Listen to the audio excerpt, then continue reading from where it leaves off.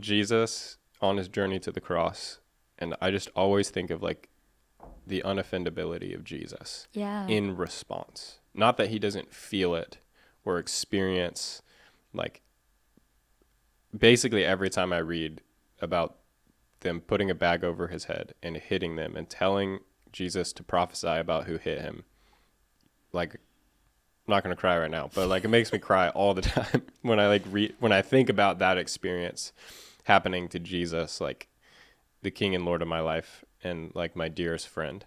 And that's also the call for us. Yeah. You know, it's like, it's not that you don't feel that experience, but it's that while you're on the cross, you're saying, forgive them, they know not what they do. Ugh. And like, so that cross between you and that experience or that thing, it doesn't mean you don't grieve. It doesn't mean you don't have the painful experience of like processing it in a healthy way and not just like shoving it down and then like exploding or resenting things. It's like, feel it, but recognize like they know not what they do. Yeah. And it's very easy in our culture to get really jaded at leadership and authority, and that can easily blend in to the things of God. But like the Bible tells us that we should like hope for all things, believe for all things, trust in all things. And I would rather have an optimistic outlook than just be like, everything's horrible, like nobody is trustworthy, rather than like extend like a hand in love and grace and trust that people will be better than you expected them to be. Yeah. And that is really hard because we've all been like burned and hurt. And I think my mouse isn't working. Let me go to this one. One of the questions that I wanted to talk about is what is the process that you go through to building trust in leaders again after you've been burned or hurt? And so I'd love to hear from you on that. Great processing. Go through. My StrengthsFinder's top 5 is individualization, one of them. And so I'm like, it's different every time. So that's never a helpful answer. For settings like these, I think it depends on the severity of the burn. If Tom, our boss and lead pastor, were to hurt my feelings, we're still in an active relationship. I'm still employed here. I'm still under his leadership. So I think it's so important. I think it's my responsibility to go to him and say like, hey, this hurt my feelings, or hey, I need this from you, and start to clear the air there, and then follow a biblical principle. I've never had to go beyond that because Tom is a great leader. But if we continue to hit heads with each other on that, then bring in some trusted person who can help mediate a little bit and try to resolve it there. Yeah. And I don't know, we've never had to get that far, praise God. So we'll just pause there.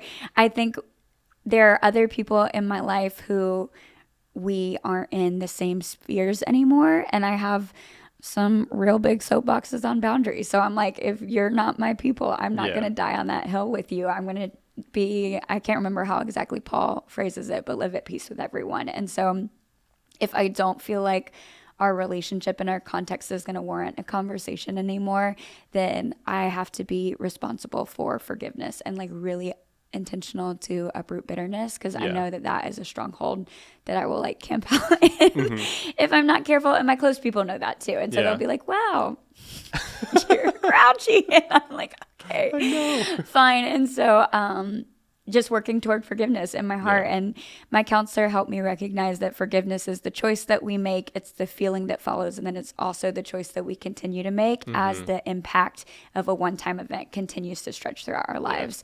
And so I could be forgiving a leader for something small that happened 12 years ago if 12 years later something happens that causes me to be resentful toward that person again. Right. And that's on me. That's not on him anymore. And so how he deals with the Lord in that is not my business. And then I think when things go like really, really sour, like we had some stuff at my home church that just really didn't go great last November. It took a lot of grieving for me where we had that real nice pastors meeting where I was like, let's just burn everything down. I meant it with my whole heart. I was like, I'm over it. We're ending it. And so I had to rage out in a safe way, in a safe place with safe people. I had to grieve that. And then so much therapy, so much mentoring. And then a lot of my prayer was like, God, I need to see you in leaders who are in similar situations to believe that you actually can have someone's heart in this situation. And so I shared in Rhythms before, like the way that you love Hannah, the way that Tom loves Melissa and the church, the way that Matt has, our youth pastor, given so much to his family with what they've been going through, the way my dad has taken care of my stepmom and the way my stepdad takes care of my mom, like all of these things, instead of looking at you guys and being like, you're all fake. It's all a scam and you're all going to hurt me someday. Just having those be like miraculous moments in my life of like, I don't know, like you fixing a pot of coffee for someone. I'm like, oh God, it's real. It's real. But it being everywhere, like letting the Lord restore it instead of like questioning everything. And then when something happened that was triggering for me, like a moment of weakness or just a lapse on anyone's behalf, and I like go to 20 instead of going to 2 in response, like I should have, being able to talk to women in my life I trust and say like, I'm wigging out, help me. And then we just pray through it. And then I can believe that I'm like letting things go and not just kind of like shoving them down or pushing them under a rug. I had one leader who was like literally wedge the cross between you and whatever that is because it's not yours. And so when those things come up and I'm like, I'm enraged, I'm upset, I'm hurt, I'm just like, I can actually put the cross between me and that thing. And then it's like permanently severed, which is so hopeful for me and helpful. And then it's just by faith that you continue to believe that until the Lord can build a strong enough foundation to where you don't have to keep being like, help, help me. Anyway. It makes me think of 2 things. One, Jesus on his journey to the cross. And I just always think of like the unoffendability of Jesus in response. Not that he doesn't feel it or experience, like basically every time I read about them putting a bag over his head and hitting them and telling Jesus to prophesy about who hit him, like, I'm not going to cry right now, but like it makes me cry all the time when I like when I think about that experience happening to Jesus, like the King and Lord of my life and like my dearest friend. And that's also the call for us. Yeah. You know, it's like, it's not that you don't feel that experience, but it's that while you're on the cross, you're saying, forgive them, they know not what they do. Ugh. And like, so that cross between you and that experience of that thing, it doesn't mean you don't grieve. It doesn't mean you don't have the painful experience of like processing it in a healthy way and not just like shoving it down and then like exploding or resenting things.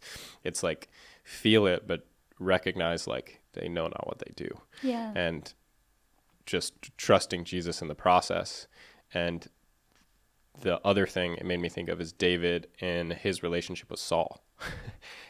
But before David had his interesting relationship with Saul, he had a deep relationship with Jesus and had spent time as a shepherd and had learned trust in a higher power and a higher authority in his life, so that when he was placed in a position where there was an abuse of authority or power, it didn't affect his relationship and trust in who God was. That's good. And he still trusted, like, touch not thine anointed. You know, that gets all types of weird in teaching world, but he wasn't going to overstep the season God had him in just because it was difficult or just because there was an abusive thing. And that's not to say like stay in the abusive experience that you're in longer.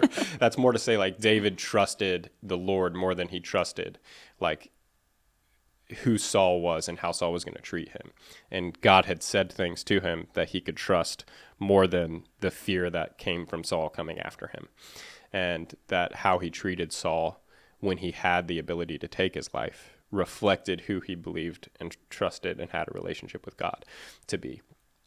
And then further down the story, he obviously commits some very significant sin, but the difference between him and Solomon is when he's confronted with that, it was instant and immediate repentance, like you had talked about with like humility being a quick repentance. And so even when we veer off the path or shift out of what we're called to or what we know is right, when we're confronted with that, how are we going to respond? Yeah. And we don't want to be Solomon, who's just hey, I'm not supposed to do these things. I'm going to keep doing those things. We want to be like when we're confronted with it to change. So Yeah. that's what that made me think of as you were sharing.